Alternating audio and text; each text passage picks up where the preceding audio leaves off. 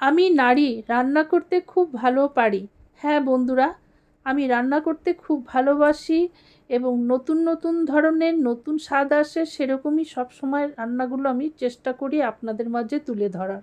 এবারে মাছের ঝোলটা একেবারে অন্য স্বাদে অন্যরকমভাবে আপনাদের মাঝে শেয়ার করতে চলেছি। যে মশলাটা আমি দিলাম সেই মশলাটাই হলো এই মাছের সবথেকে স্বাদ আনে এবং পেটটাকে ঠান্ডা রাখে এবং খেয়ে তৃপ্তি পাবেন সেরকমই আমি এই মশলাটা তৈরি করেছি। কিভাবে দিলাম, কিভাবে করছি, ভিডিওটির সাথে থাকুন, দেখতে থাকুন। এই গরমে কিন্তু অনেক সময় খেতে ইচ্ছা করে না, আবার এক এক সময় মাছও খেতে ইচ্ছা করে না। এই মাছের ঝোলটা এত ভালোভাবে বানিয়ে দেখাবো যে আপনি তো খাবেন, বাড়ির সবাই কিন্তু খাবে। বেশি করে এই ঝোলটা কিন্তু চেয়ে খাবে বারবার। আমি যখন এই মাছের ঝোলটা বানাই তখন ঝোলের মাপটা কিন্তু বেশি রাখি, কারণ আমার হাজবেন্ড ভাত দিয়ে খাবে এবং এই ঝোলটা এমনি খাবে। দেখতে পাতলা হবে কিন্তু খেতে অসাধারণ। যদি বানিয়ে খান তাহলে এর স্বাদটা তখনই বুঝতে পারবেন যে কীরকম লাগে। বাড়িতে যদি বাচ্চা থাকে, বয়স্ক লোকরা থাকে, তাহলে অনায়াসে এই ঝোলটা কিন্তু খুব ভালো মতন খাবে, কারণ ঝাল তেল মশলা একেবারে কম, স্বাদ থাকবে কিন্তু 16 আনা। নমস্কার বন্ধুরা, আমি শুরু করলাম এই রেসিপিটি কেমনভাবে তৈরি করব। এখানে 4টা রুই মাছের পেটি নিয়েছি। সামান্য লবণ হলুদ দিয়ে খুব ভালো করে মাখিয়ে নেব, যাতে হলুদ লবণটা মাছের মধ্যে খুব ভালো মতন লেগে যায়। খুব ভালো করে আমার মাছটা মাখানো হয়ে গেছে। এখন আমি গ্যাসের মধ্যে একটা ননস্টিকে কড়াই বসিয়ে দিলাম। পরিমাণ মতন সরষের তেল দিয়ে দিয়েছি। খুব ভালো করে তেলটা যখন গরম হয়ে গেছে মাছগুলো আমি দিয়ে দিয়েছি। মাছগুলো আমি খুব লাল করে কড়া করে ভেজে নিব।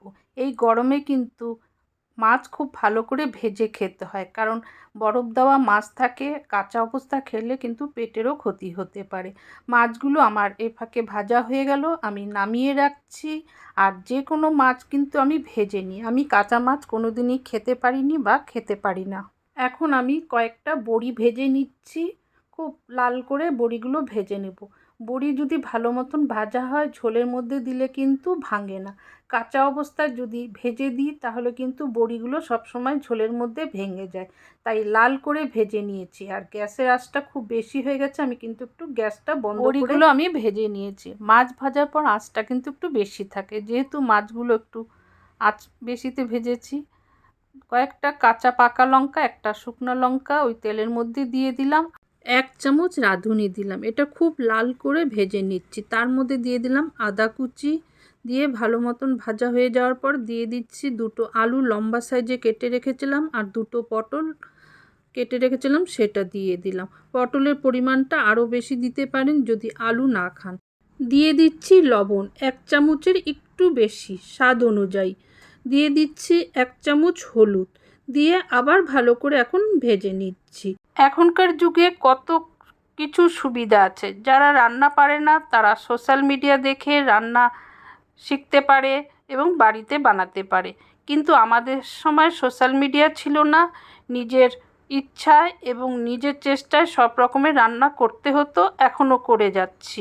নিজের হাতে রান্না করে স্বামীকে খাওয়া বা 10 জন লোককে খাওয়ানো কতখানি যে আনন্দ লাগে সে জানে যারা করে।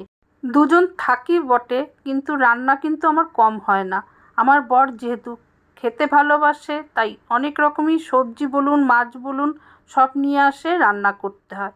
3 কাপ দিয়ে দিলাম জল। খুব ভালো করে যখন টকবক করে ফুটলো এখন মাছগুলো দিয়ে দিলাম, তার সাথে বড়ি ভাজাগুলোও দিয়ে দিলাম। দিয়ে খুব ভালো করে কিন্তু জাল হতে হবে। ভাবছেন এখন শেষ হয়ে গেল মাছের ঝোলটা? না, শেষ হয়নি। এখন তো মেন মশলাটাই দিতে বাকি, যা দিলে এই ঝোলের স্বাদটা দ্বিগুণ হবে আর খেতে বসে মনে হবে আরও খাই। মাছ না থাকুক এই ঝোলটাই কিন্তু শুধু খেতে ইচ্ছা করবে। দিয়ে দিলাম সেই মশলাটা। কিভাবে বানালাম সেটা তো এখন দেখতে হবে ভিডিওর শেষে। এই ভিডিওতে প্রশ্ন রাখলাম আমি শেষে কি মশলাটা কিভাবে দিলাম এবং কতখানি দিলাম, সেটা কিন্তু আপনাদের উত্তর দিতে হবে। তাহলে তো বুঝবো যে আপনারা রান্নাটা দেখলেন, শিখলেন, তারপর কমেন্ট করলেন। যাতে ভালো করে মশলাগুলো মাছ এবং ঝোলের মধ্যে লেগে যায় সেরকমভাবে কিন্তু আমি নাড়িয়ে নিলাম আর গ্যাসটা বন্ধ করে দিলাম। মাছের ঝোলটা আমার তৈরি হয়ে গেল। এখন আমি পরিবেশন পাত্রে নামিয়ে নিচ্ছি, তারপর গরম ভাতে খাওয়া হবে। কেমন লাগলো আপনাদের কাছে আজকে মাছের ঝোলের রেসিপিটি? আপনারা দেখে বলবেন এবং এরকম খেয়েছেন কিনা বা কোনো দিন রান্না করেছেন কিনা সেটা কিন্তু আপনারা আমার কমেন্ট বক্সে আপনারা জানাবেন। আপনাদের জানার উপরে বুঝবো যে না, এই ঝোলটা খেয়েছে, তারা বুঝেছে যে ঝোলটার স্বাদ কতখানি। আর যদি না জানেন, এরকম দেখে ভিডিওটি বানিয়ে ফেলবেন এরকম মাছের ঝোল রেসিপিটি। গরমে কেন, এটা শীতকালেও ভালো লাগবে, তবে গরমকালে স্বাদটা এটা বেশি ভালো লাগে।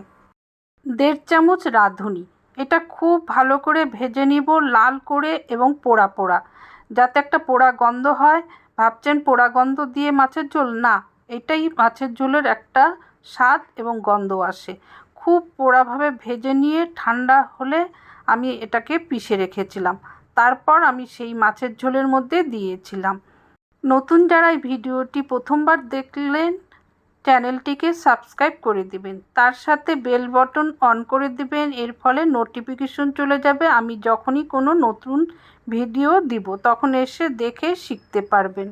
লাইক করবেন, শেয়ার করে দিবেন বন্ধু বান্ধব পরিবারের মাঝে, তারাও দেখে শিখতে পারবে। আজ বিদায় নিলাম, নতুন রেসিপি নিয়ে আমি ঠিক সময় চলে আসব। এতক্ষণ যারা আমার ভিডিওটি দেখলো শিখলো তাদের জানাই ধন্যবাদ।